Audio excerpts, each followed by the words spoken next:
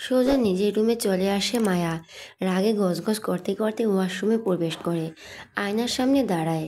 ছাদ থেকে নামার সময় ঠোঁট মুছতে মুছতে নামছিল, ঠোঁট জোড়া লাল হয়ে গেছে এখন।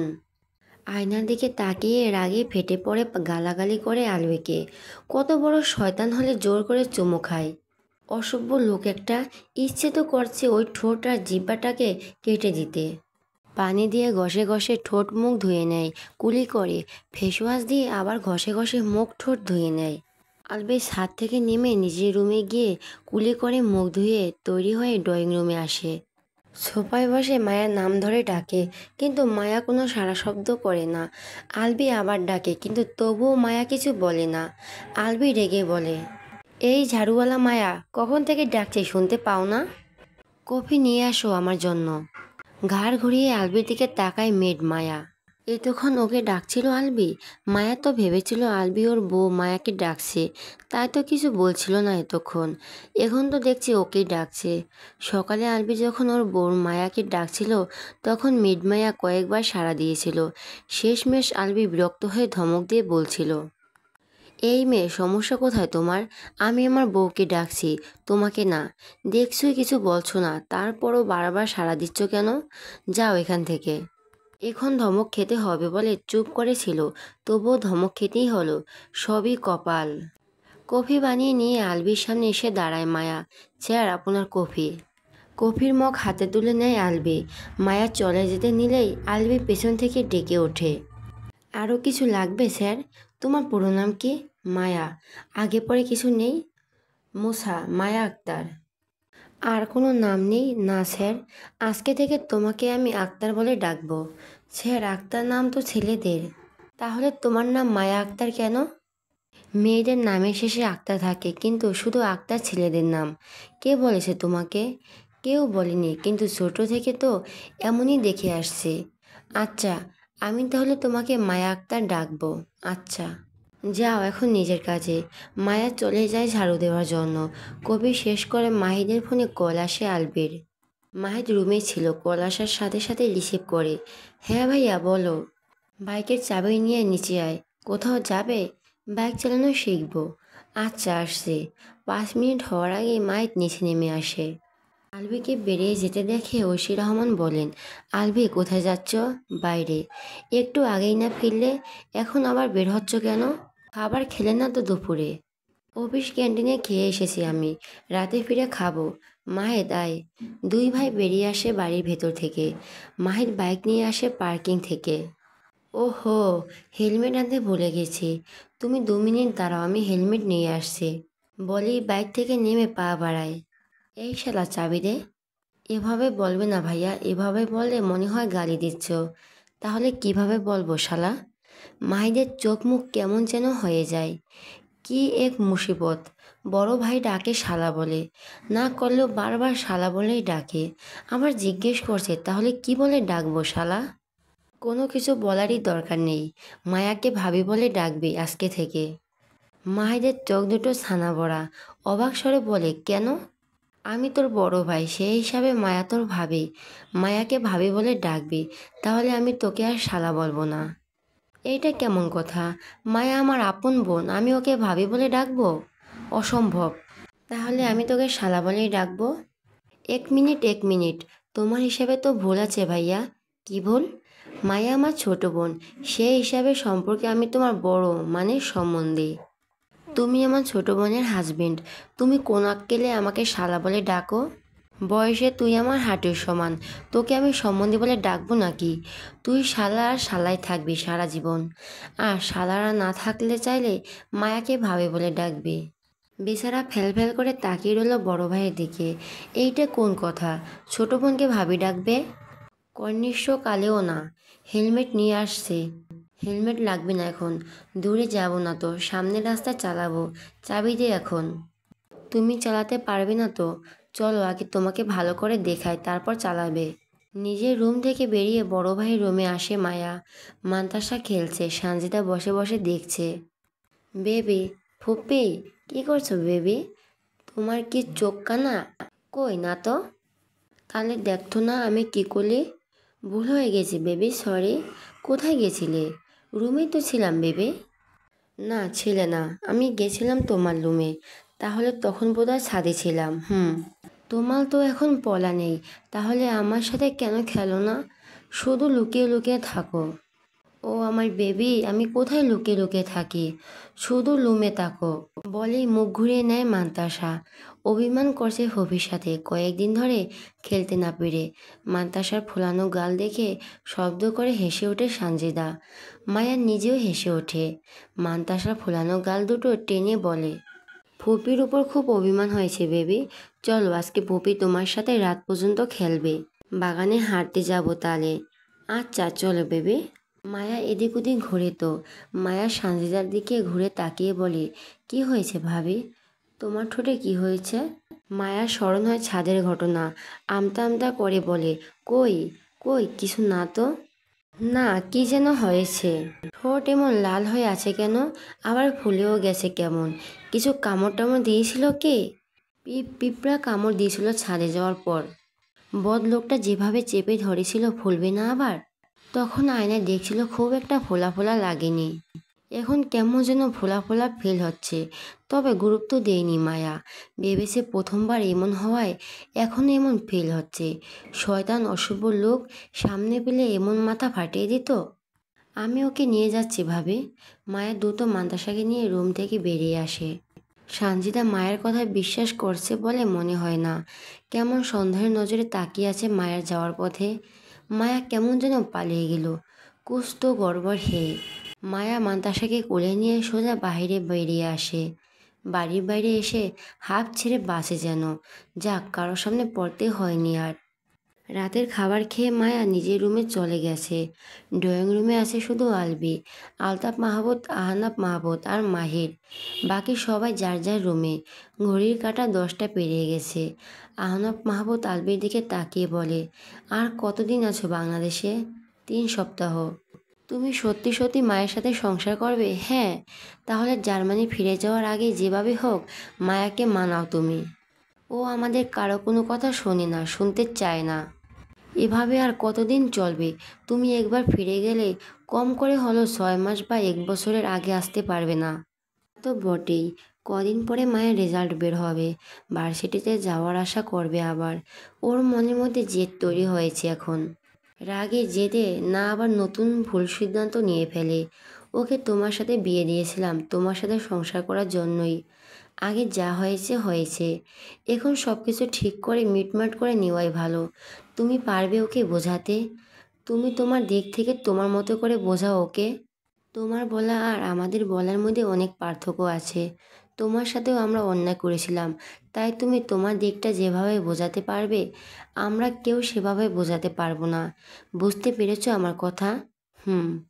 যত দ্রুত সম্ভব মায়াকে তোমার আগের পরিস্থিতি বুঝিয়ে মানাও। সর্বোচ্চ চেষ্টা করবে ইনশাল্লাহ। আলতাফ মাহবুব হয়তো কিছু বলতে চাইলেন, কিন্তু বললেন না। মাহিরের বাবার সাথে একমত। যে যার রুমে যাও। সবাই সোফা ছেড়ে উঠে দাঁড়ায়। সবাই চলে গেলেও আলবি দাঁড়িয়ে রইল আগের মতোই। কিছুক্ষণ পর ধীর পায়ে এগিয়ে যায় সিঁড়ির দিকে। নিজের রুমের দিকে না গিয়ে এগিয়ে মায়ার রুমের দিকে এগিয়ে যায়। দরজায় নক করে কয়েকবার। ভেতর থেকে মায়ের গলার স্বর ভেসে আসে, কে? কথা বলে না আলবি। আবার নক করে, কে? কথা বলতে মুখে ব্যথা পাওয়া যায় নাকি? পরপর আরো কয়েকবার নক করে। মায়া বিরক্ত হয়ে শোয়া থেকে উঠে দাঁড়ায়। নিশ্চয়ই মাহিদ এসেছে। মাহিদ মাঝে মধ্যে রাতে এসে ওর ডোর নক করে কথা বলে না। ঘুম ঘুম চোখে ডোর খুলে দিতেই দেখে সামনে তালগাছের মতো লম্বা আলবি শটান দাঁড়িয়ে আছে। তাড়াহুড়া করে ডোর লক করতে গেলেও লাভ হয় না। আলবি ডোর ঠেলে ভেতরে ঢুকে ডোর লক করে দেয় ভেতর থেকে। মায়া তাড়াহুড়া করে দূরে সরে যায়। আলবি ঘুরে তাকায় মায়ার দিকে। এত রাতে আলবিকে নিচের রুমে দেখে জড়সড় হয়ে একপাশে দাঁড়ায় মায়া। আলবি এক কদম দু কদম করে এগিয়ে যায় মায়ার দিকে। মায়া আঙুল তুলে ঝাঁকালো গলায় বলে, আবার কেন এসেছেন? কাছে আসবেন না আপনি। আলবি দাঁড়িয়ে যায়। কিছু করব না, শুধু কিছু কথা বলবো। আপনার কোনো কথা শুনতে চাই না আমি। কেন শুনতে চাও না? শুনতে চাই না মানে শুনতে চাই না। শুনতে না চাওয়ার তো কোনো কারণ নিশ্চয়ই আছে। কারণটা কি? আপনাকে সহ্য হয় না আমার। কেন হয় না? জানেন না আপনি? না বললে জানবো কিভাবে? তুমি তো বলনি কিছু আমাকে। জানতে হবে না, আপনি যান এখান থেকে। না জেনে যাব না আমি। আলবি মায়া দেখে এগিয়ে যায় আবার। মায়া আঙুল তুলে রাগী স্বরে আঘাতে নিষেধ করে বারবার, কিন্তু শোনে না আলবি। মায়া আলবিকে পাশ কাটিয়ে চলে যেতে নিলেই আলবি মায়াকে আটকায়, জোর করে দাঁড় করায় নিজের সামনে। আলবির হাত ঝাড়ি দিয়ে সরিয়ে দেয় মায়া। ছোবেন না আপনি আমাকে। আমি না ছুলে কে ছোবে তোমাকে? মায়া বলে না কিছু। আলবি পুনরায় বলে, তোমাকে ছোঁয়ার অধিকার আমার আছে, ছিল আর থাকবে। অধিকার খাটাতে এসেছেন? না।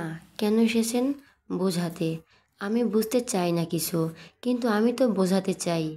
কেন চান? ভালোবাসি যে। এই ভালোবাসা আগে কোথায় ছিল? তখন কেন আসেননি? আগেও তো ছিল, তবে আমি বুঝতে পারিনি, তাই তখন আসেনি। ভুল বললেন। আগে ভালোবাসা ছিল না, যা ছিল তা শুধু ঘৃণা। আলবির চুপ হয়ে থাকে কিছু সময়। মায়া আলবির চোখে চোখ রেখে বলে, কথা বলছেন না কেন এখন? তুমি তো শুনতেই চাইছো না। শুনছি, বলুন আপনি। বলে দ্রুত বিদায় হন আমার চোখের সামনে থেকে। আলবি মায়ের হাত ধরে টেনে বেডে এনে বসায়, নিজে বসে মায়ের সামনে হাঁটু মুড়ে। মায়ের দু হাত মুঠো করে ধরে। মায়া সরিয়ে নেয় নিজের হাত। আলবি আবার মুঠো করে ধরে শক্ত করে।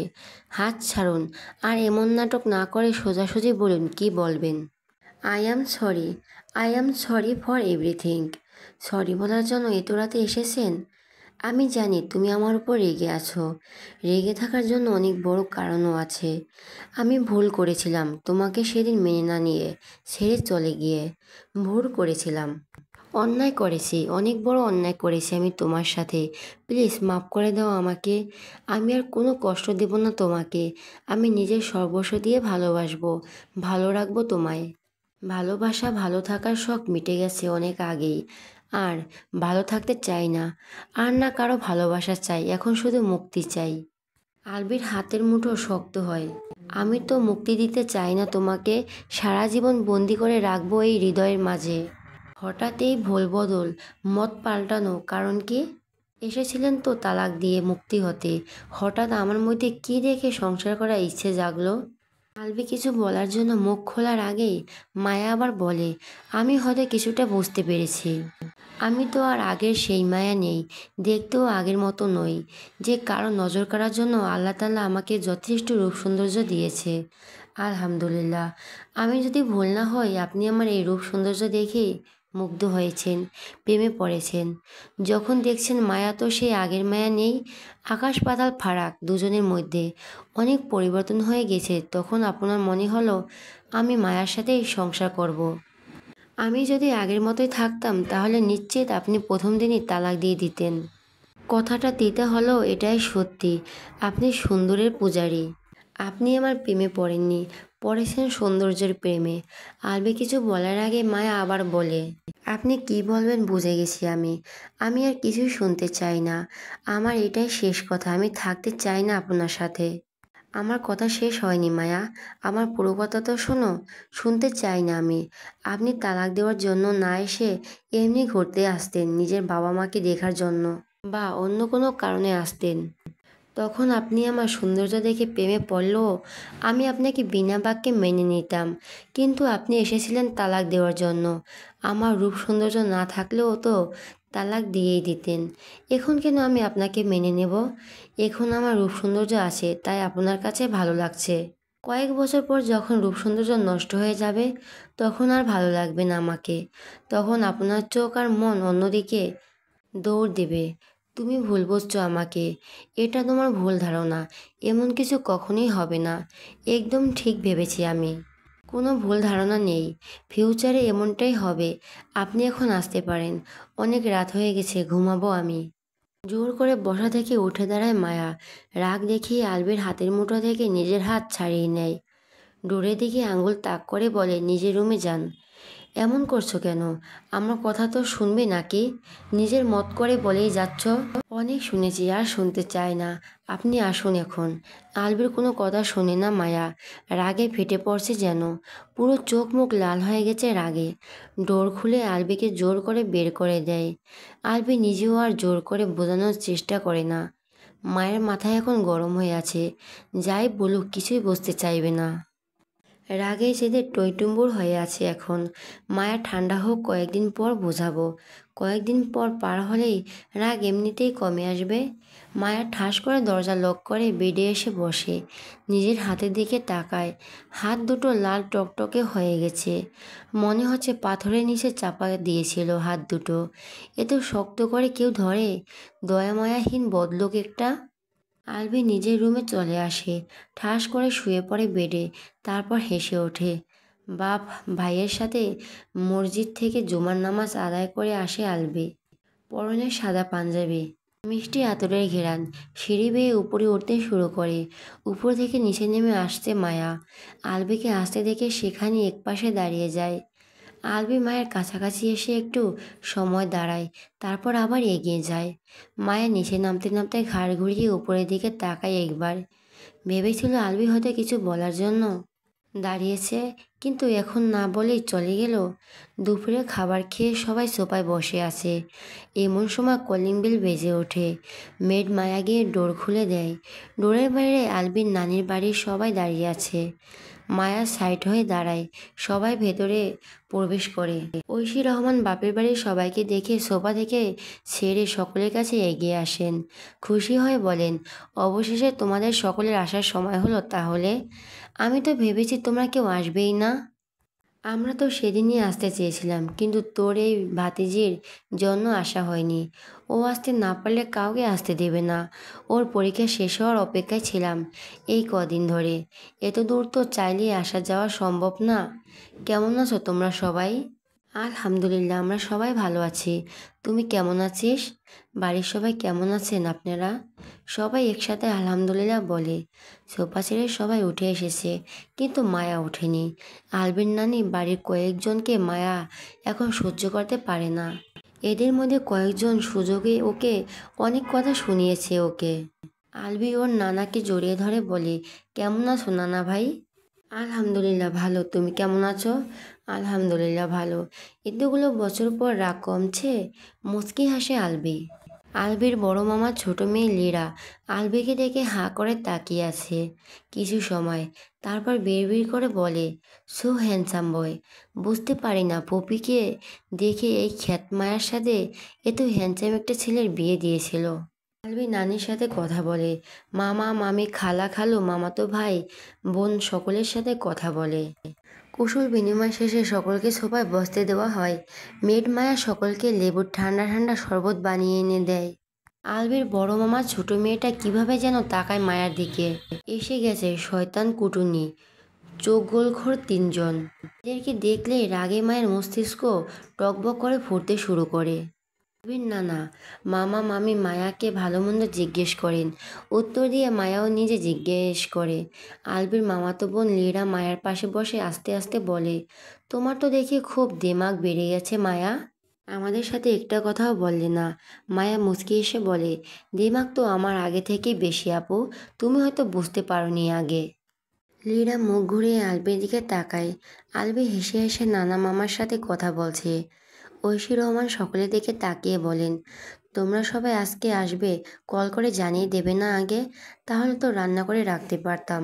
সারপ্রাইজ দিলাম ভবি, আগে বলে আসলে হঠাৎ দেখে এভাবে এত খুশি হতেন নাকি? বড় ভাতিজির কথা শুনে হাসেন ঐশী রহমান। ঐশী রহমানের মা শামসুরা রহমান বেগম আলবির দিকে তাকিয়ে বলেন, ওদের সবাইকে চিনতে পেরেছ নানা ভাই? আলবি কাজিনদের দিকে তাকায়, তিনজন ছাড়া বাকি কাউকে চিনতে পারছে না। এটা সাজ্জাদ ভাইয়া, ওটা পলি আপু, আর এটা নাইমুর। বাকি কাউকে চিনতে পারছি না এখন।